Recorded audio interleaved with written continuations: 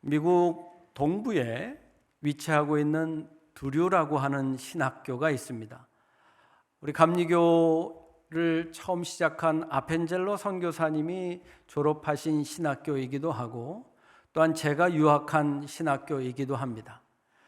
두류 신학교에서 학장직을 경험하셨고 또한 선교학 교수로 섬기셨던 레오나드 스위트, 렌 스윗으로 많이 알려지신 분이십니다. 이분은 미국에서도 미국 사회를 이끌어가는 영적 지도자로 손가락 안에 꼽히는 아주 유명한 분이시고 교회를 위한 많은 저서를 남긴 유명한 학자이며 영성가이며 목회자이기도 하신 분이십니다. 이분이 오늘날 교회를 세 가지 분류로 나누어서 이야기를 합니다. 3M으로 분류하는데 저는 이분이 3M으로 분류할 때 학생이었어요. 그래서 이분의 설교를 직접 들을 수 있었습니다. 정말로 포스트잇을 갖고 나오셔서 하나씩 붙이시면서 첫 번째 M타입 교회, 두 번째 M타입 교회, 세 번째 M타입 교회를 설명하셨던 기억이 있습니다.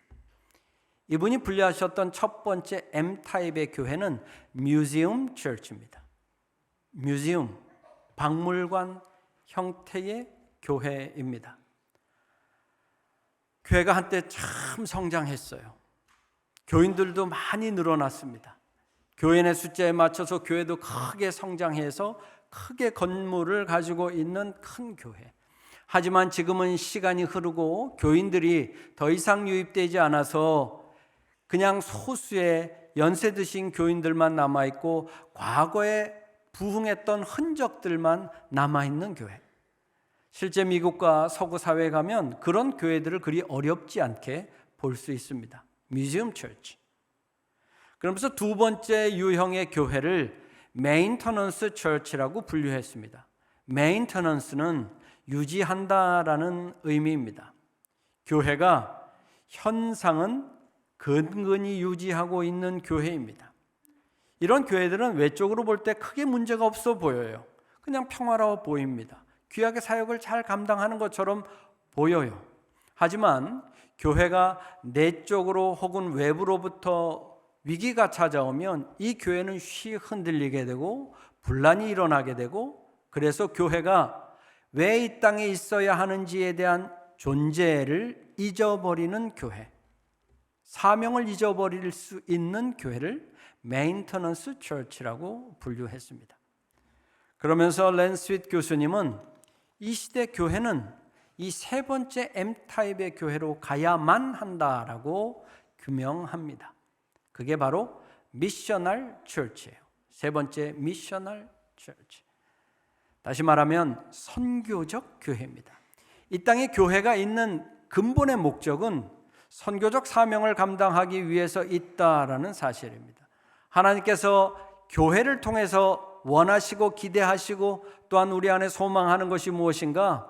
하나님 나라의 사역을 감당하는 교회로서의 사명이 이 교회 안에 있기에 선교적 사명을 감당하는 교회. 우리 교회도 주보 전면에 보니까 한사랑 교회는 뭐 하는 교회입니다? 선교하는 교회입니다. 선언하고 있어요. 미셔널 처치, 선교적 교회. 다른 표현으로 우리는 사도행전적 교회라고 표현하기도 했습니다.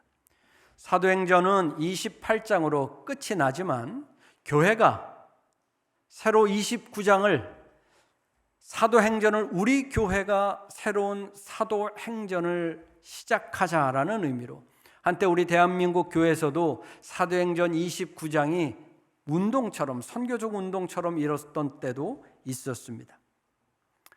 여러분 한번 생각해 보시기 바랍니다. 유대 땅 작은 마을에서 예수님과 12사도들에 의해서 시작되었던 하나님 나라의 이 거룩한 사역이 2000여 년이 지난 지금 온 세계에 얼마나 많은 인구가 예수 그리스도를 구주로 고백하며 예배하고 있습니까? 여러분 이 땅에 그리스도인이 얼마나 되신 줄 아세요? 무려 26억이나 기독교인입니다. 별로 안 놀라시네요. 큰 숫자인데. 그러면 교파는 얼마가 있는지 아십니까? 우리가 기독교 대한감리회가 한 교파라고 한다면 이 온 세상에 교파가 얼마나 많은 줄 아세요? 얼마쯤 될 것 같으십니까? 교파는 몇 개쯤 될까요? 한 100개가 될까요? 한 1000개가 될까요? 한 10,000개가 될까요? 무려 38,000 교파가 존재할 만큼 이 땅의 기독교인들은 다양한 모습으로 모여서 2000여 년 전에 예수님과 12제자에 의해서 시작되었던 이 거룩한 사명이 온 인류 가운데 상당한 숫자가 하나님 앞에 나와 예배하고 있다. 그렇다면 역으로 볼 때 2000년 전에 예수님과 함께했던 그 제자들과 그를 따르던 초대교회 무리들이 도대체 어떻게 예배하며 어떻게 교회를 세워갔기에 2000여 년이 지난 이 땅에 이렇게 수많은 사람들이 함께 하나님 앞에 나와서 예배할 수 있을까? 그들이 온전히 예배하지 못했다면 오늘의 이와 같은 일들이 일어나지 않았겠지요. 도대체 어떻게 초대교회가 하나님 앞에 나와 예배했기에, 어떻게 선교적 사명을 감당하는 교회로서의 사명을 감당했기에 오늘날 이 시대에 이 많은 사람들이 주의 자녀됨을 고백하며 예배할 수 있을까? 저는 오늘 본문의 말씀을 통해서 다시 한번 우리 교회가 선교적 교회라고 사명을 선언했는데 당시의 교회는 어떻게 그 사명을 감당했는지 말씀을 통해서 함께 상고해 보고자 합니다. 첫 번째 말씀을 보면 말씀은 이렇게 기록하고 있어요. 날마다 마음을 같이하여 성전에 모이기를 힘쓰고. 초대교회의 가장 보편적 특징이 모이기를 힘썼습니다. 때를 어떤지 못 어떤지 모이기에 힘썼어요. 실제 당시에 그렇게 모이기 쉬운 여건이 아니었습니다. 로마의 지배하에 있었던 유대 땅은 대다수의 사람들이 노예와 같은 신분으로 자유를 누리지 못하고 사는 자들이었습니다. 소장민이었기에 그들은 상당히 삶이 어렵고 시간적인 여유도 없는 상태에서 생활하던 자들이었지만 그들은 시간을 아끼고 때를 아껴서 성전에 모이기를 힘썼고 집에 모여서 예배하기를 힘썼던 자들이었어요. 여유 있어서 모일 수 있었던 것이 아니었습니다. 하지만 최선을 다해서 모였어요.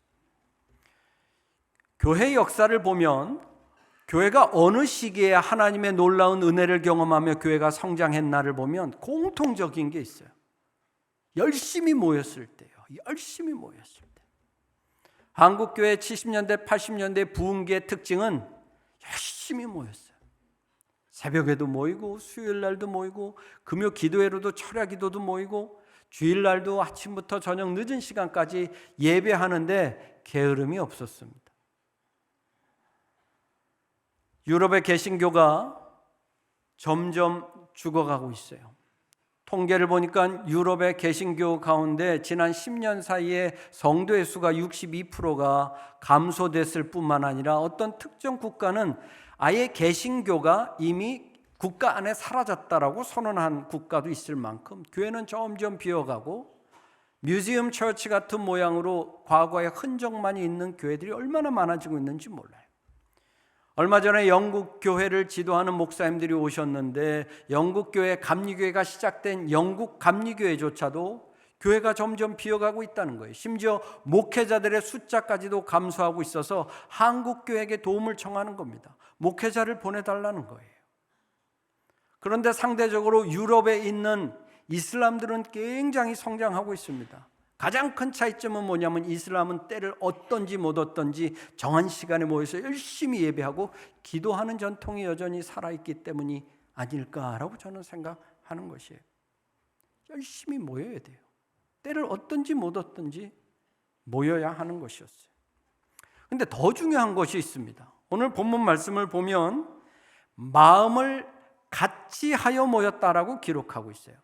열심히 모이는데 그 마음이 갈라졌다면 무슨 큰 역사가 일어날 수 있었겠습니까? 그렇죠? 이들은 모이기도 힘썼을 뿐만 아니라 다 마음을 합치기에 힘썼다. 서로의 삶의 정황과 모든 부분에 있어서 차이가 있었지만 마음을 합하기 위해서 노력했던 거예요. 저는 제 아내를 사랑합니다. 여인 중에 가장 사랑할 뿐만 아니라 모든 인류를 통틀어서 예수님 다음으로 제 아내를 제일 사랑해요. 안 그래 보입니까? 왜 이렇게 의심의 눈초리를 보세요? 그런데 마음을 같이 하는 게 너무 어려워요. 아내하고 달라도 너무 달라요. 취향도 다르고요, 성격도 다르고요. 어쩌면 그렇게 만든 게 하나도 없습니까?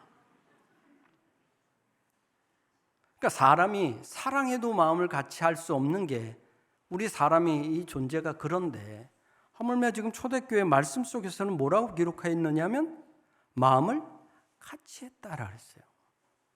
여기에는 일체의 비밀이 있습니다. 신분의 차이가 있고 환경의 차이가 있지만 이들이 마음을 함께 할 수 있었던 일체의 비밀은 뭐였느냐? 더군다나 유대 전통에 있었던 사람과 이방 전통에 있었던 사람이 모였음에도 불구하고 그들이 신분적으로 차이가 난다라는 생각을 갖고 있었음에도 불구하고 누가 우월하느냐 하위에 있느냐라고 판단치 아니하고 그들이 하나 될 수 있었던 일체의 비밀은 그 중심에 예수 그리스도가 계셨기에 그들은 마음을 함께 할 수 있었다라는 거예요. 여러분, 교회는 단순히 한 개인의 나의 영적인 만족과 위로를 위해서 교회가 존재하는 것 아닙니다. 나의 영혼의 안식을 위해서 우리가 신앙생활을 하는 것이 아니에요. 예수님께서 우리에게 교회를 허락하신 데는 그 목적이 분명히 있는데 예수 그리스도를 중심으로 한 마음으로 모여서 한 방향을 향해서 예배할 수 있도록 우리에게 교회를 허락해 주셨다라는 거예요. 그래서 우리는 교회를 예배 공동체라는 표현을 쓰고 있는 것입니다. 비록 우리가 저마다 생각하는 것이 있고 저마다 주장하고 싶은 것이 있고 저마다 판단되는 것들이 있겠지만 내 목소리를 내기 위해서 우리는 교회라는 곳에 오지 않는다라는 거예요. 우리의 마음을 예수 그리스도에게 합하기 위해서 우리는 교회를 통해서 하나님의 나라를 경험한다라는 사실을 반드시 기억해야 할 것입니다. 우리 한사랑교회는 예수 그리스도의 마음으로 모이기를 힘쓰고 예수 그리스도의 마음으로 마음을 같이 하는 거룩한 신앙 공동체 되시길 간절히 소망합니다. 다음 본문의 말씀을 보면 집에서 떡을 떼며 기쁨과 순전한 마음으로 음식을 먹고라고 기록하고 있습니다.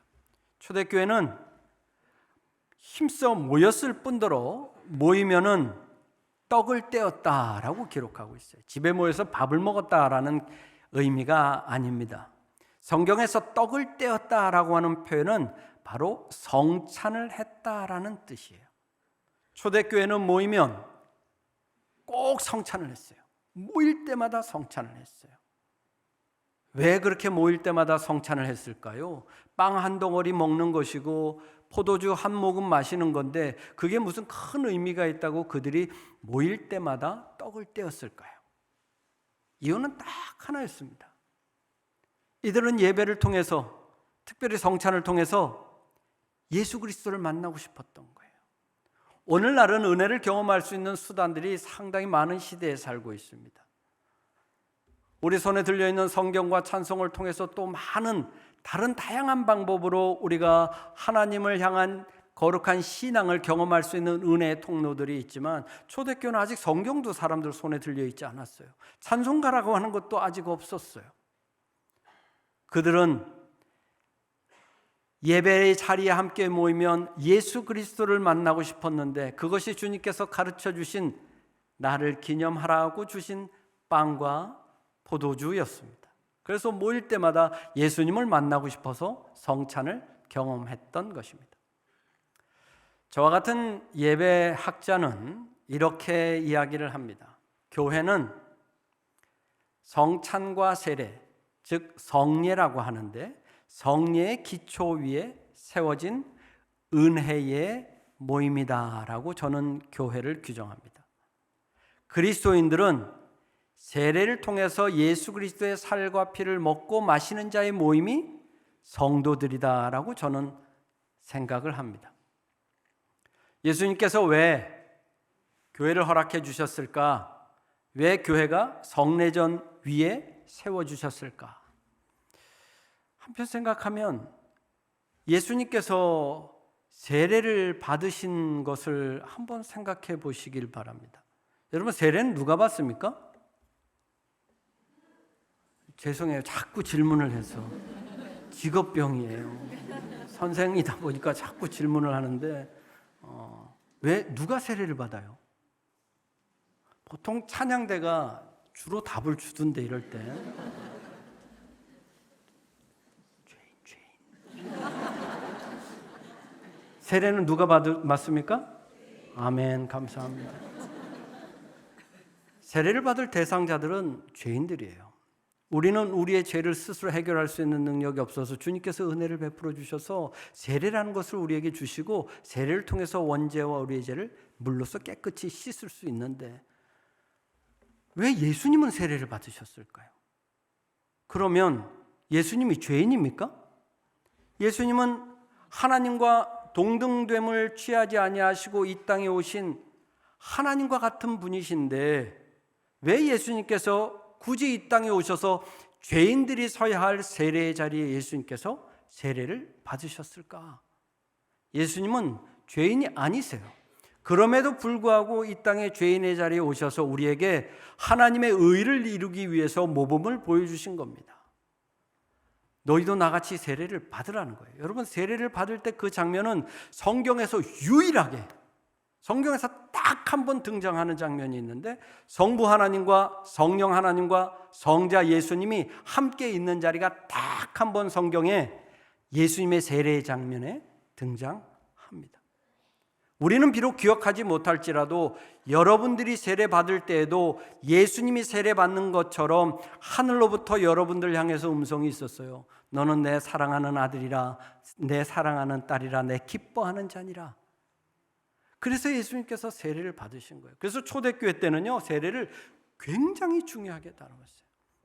오늘날 교회들은 보통 신앙을 고백하면 바로 세례를 주는 교회도 있고 한두 주, 두세 주 신앙 교육을 시켜서 세례를 주는 경우도 있지만 초대교회는 절대 그럴 수 없었어요. 철저하게 검증해서 세례를 베풀어야 했습니다. 그 사람이 과연 가난한 자를 돌보고 고아를 살피고 노인을 공경하며 과부를 돕는 삶을 통해서 예수 그리스도의 소금과 빛된 삶을 사는지 철저하게 검증하는 시간을 가져야 했어요. 얼마의 시간을 가졌을까요? 3년. 무려 3년이나. 세례를 그냥 주지 않았어요. 왜 그랬을까? 우리들의 몸된 교회 몸된 지체를 이루는 성도들이 그냥 아무나 받을 수 없었던 거예요. 예수님처럼 세례를 받는다고 하는 것이 중요성을 너무나 잘 알고 있었기 때문에 철저하게 세례를 받을 자격을 갖추어 주면 전 교인들이 강가에 나가서 물속에 담그고 성부와 성자와 성령의 이름으로 세례를 주는데 물속에 들어가면 곧 그게 뭘까요? 죽음을 의미하는 거였어요. 세상 것은 내가 죽고 로마서 6장의 말씀처럼 예수 그리스도와 함께 장사되었다가 예수 그리스도가 부활한 것처럼 우리도 세례를 통해서 부활된 자로 예수의 자녀가 되는 그 신비의 일체의 비밀이 바로 이 세례 속에 담겨져 있었던 겁니다. 물 밖으로 나오면 예수님이 부활의 흔적으로 남겨주셨던 세마포를 상징하면서 흰 천으로 감싸 주었던 것이 세례의 초대교회의 세례의 모습이었습니다. 그렇게 예수 그리스도의 몸된 지체를 이룬 그 교회, 또한 모일 때마다 이들은 예수 그리스도 중심으로 모였기에 빵과 포도주를 먹으며 예수님을 기억했던 교회, 초대교회는 철저하게 예수 그리스도의 기초에서 있었던 교회였던 것을 우리가 기억해야 할 것입니다. 저마다 생각이 많고 저마다 주장하는 바가 많은 시대를 살고 있습니다. 자기의 목소리를 내고 싶은 시대에 살고 있어요.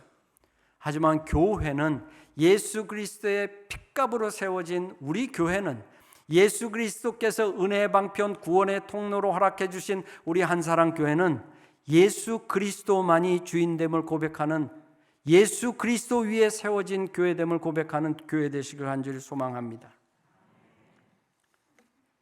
이제 마지막인데 말씀은 이렇게 기록하고 있습니다.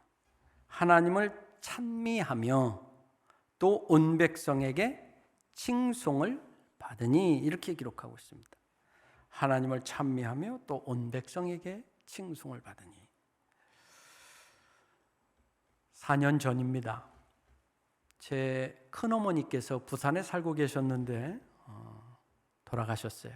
그래서 우리 사촌들이 제게 연락을 해왔습니다. 박 목사, 어차피 내려오는 김에 내려와서 입관 예배를 좀 집례하고 가면 좋겠다. 그래서 제가 장비를 다 챙겨서 가서 우리 가족들하고 같이 입관 예배를 드리고, 토요일이었기 때문에 부지런히 서울로 올라오던 부산역으로 가다가 이 택시 안에서 제가 경험한 한 사건입니다.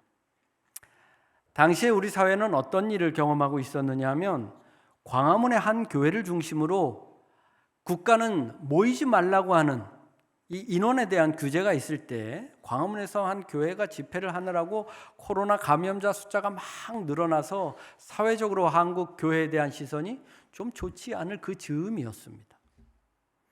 차를 타고 부산역으로 가는데 그 기사가 막 뉴스로 나오고 있을 때, 운전을 하시던 기사분이 좀 등치도 크시고 조금 험하게 생겼어요. 이렇게 두건 같은 거 쓰고 이러다가 혼잣말이었겠지만 이렇게 말씀하셨어요. 아이고, 교회들이 문제예요. 그러다 갑자기 양반이, 아니, 목사놈들이 문제예요, 이러는. 그래서 옆에 있던 놈이 가만히 있을 수 없잖아요. 저도 모르게 그냥 죄송합니다 그랬어요. 근데 기사님이 저를 딱 보더니 목사님이세요? 그러는 거예요. 그래서 예, 그때 저도 교회 집사예요, 이러는 거예요.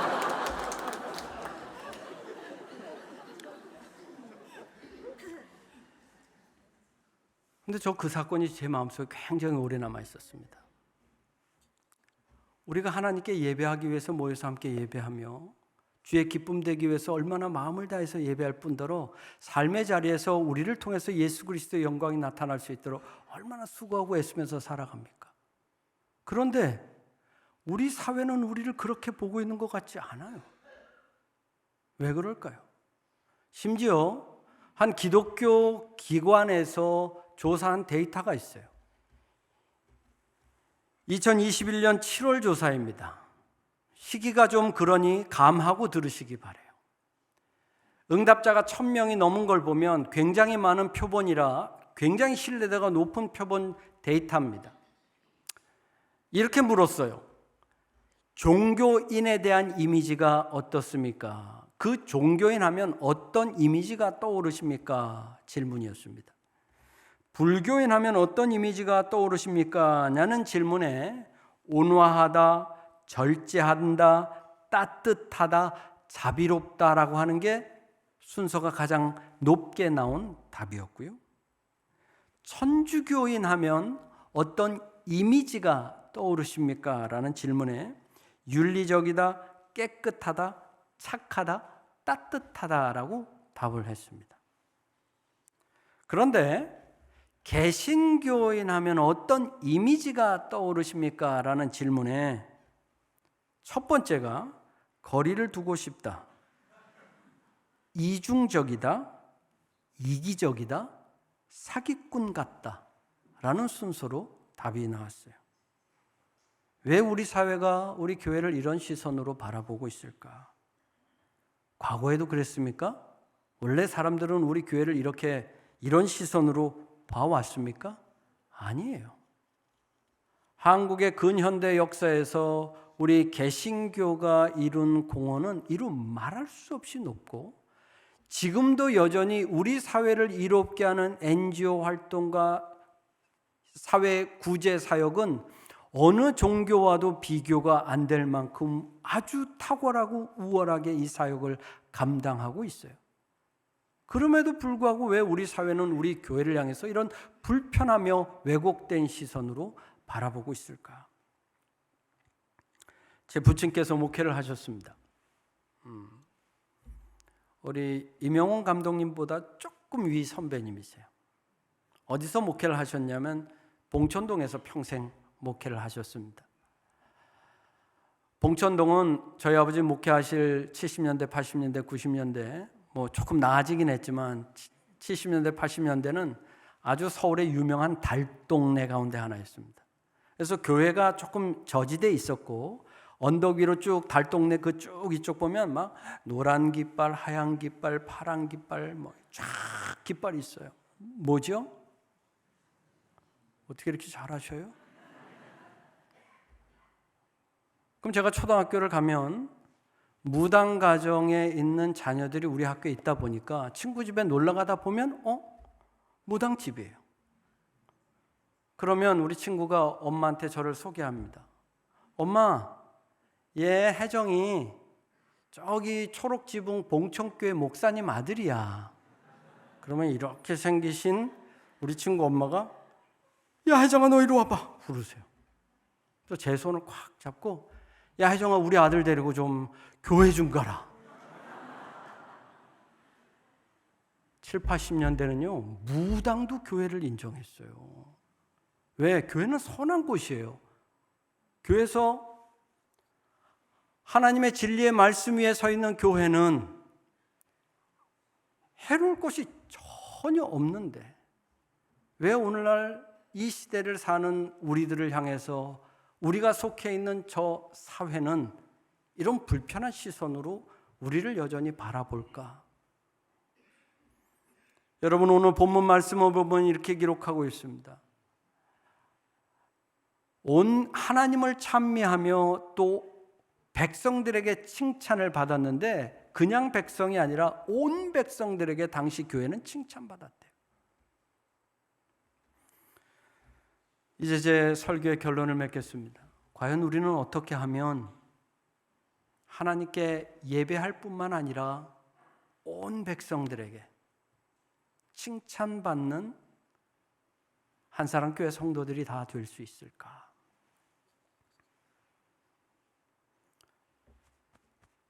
우리가 누구인지를 우리는 분명히 알아야 됩니다. 우리는 예수 그리스도의 사람이어야 합니다. 우리가 서 있는 그 곳곳이 예수 그리스도의 흔적이 우리를 통해서 드러나야 돼요. 여러분이 발 디디는 그 곳곳마다 여러분들이 누구인지 이름만 드러나는 것이 아니라 여러분의 존재, 예수 그리스도의 사람됨의 존재로서 여러분의 삶의 자리에 여러분들이 드러나야지. 그래야 여러분들을 통해서 하나님께서 구원받는 자의 수를 날마다 더하시지, 여러분들이 스스로 그리스도인 자녀됨을 드러내지 못하는 삶을 산다면 여러분 하나님께서 역사하실 방법이 없기 때문에 그래요. 제가 소속 목사로 있는 종교계 원로 목사님이신 최유 목사님은 어디를 가든지 이러시고 다니세요. 이 모습으로 가실 수 없는 곳은 안 가시는 것이겠지만 그분은 어디를 가시든지 이러고 다니세요. 지하철을 타도 이렇게 다니시고 어디를 가든지. 비록 우리 손에 성경이 들려있지는 않더라도 우리의 삶의 자리, 우리가 발 딛는 그 곳곳마다 우리의 심장에 예수 그리스도의 사람으로 살아간다면 여러분들의 삶의 모습을 통해서 예수 그리스도의 모습이 드러나야 할 것 아니겠습니까? 이 시대 하나님께서 찾고 있는 예배자는 이곳에서 예배를 잘 드리는 것으로 만족해 있는 그분들만을 찾는 것이 아닙니다. 이곳에서 은혜 받고 우리의 삶의 자리에 돌아갔을 때에 우리의 삶의 자리에서 나의 모습을 통해서, 우리의 모습을 통해서 우리가 빛과 소금, 이 시대의 하나님의 거룩한 사명을 감당할 때 우리를 통해서 하나님께서는 날마다 구원받는 자의 수를 더하여 주셔서 우리 세대뿐만 아니라 우리 다음 세대, 그 다음 세대, 그 다음 세대, 주님이 오시는 그 날까지 우리의 성전이, 지난 50년간 기도의 핏값으로 세워진 이 성전이 주님 오실 때까지 우리의 자녀들이 이르기까지 계속 신앙으로 세워질 수 있을 것입니다. 우리의 삶에서 우리가 예수 그리스도의 흔적을 드러내지 못한다면 이 교회는 뮤지엄 처치가 될 수밖에 없을 것입니다. 하나님의 사명자로 예수 그리스도를 향한 거룩한 예배자로 우리의 삶이 예수 그리스도의 영광으로 풍성해지기를 주님의 이름으로 간절히 소망합니다.